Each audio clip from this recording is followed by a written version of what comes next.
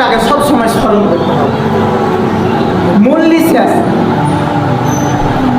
দম শেষ হইলে আপনারা কোন খাওয়া দেন, কবর ডাকতে থাকে আনা বাইতুল ওয়াহদা। যারা খারাপ ব্যক্তি, যারা গুনাহগার ব্যক্তি, কবর এভাবে ডাকতে থাকে আনা বাইতুল ওয়াহদা, আনা বাইতুল বুরা, আমি একাকিত্বর ঘর, আমি অন্ধকারের ঘর, আমি সাপ বা বিচ্ছুর ঘর, আনা বাইতুল বুরা, আনা বাইতুল দূর, আমি পোকামাকড়ের ঘর।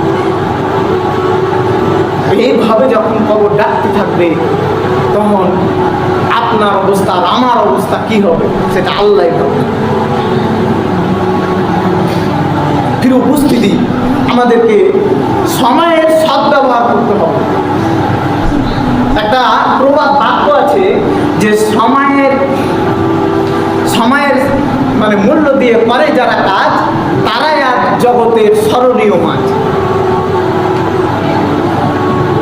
আমাদেরকে এই জিনিসটা মানে প্রবাদ বাক্যটা এমনি কিন্তু আসে, আমাদেরকে ঠিকঠাক মতন কাজে লাগাতে হবে।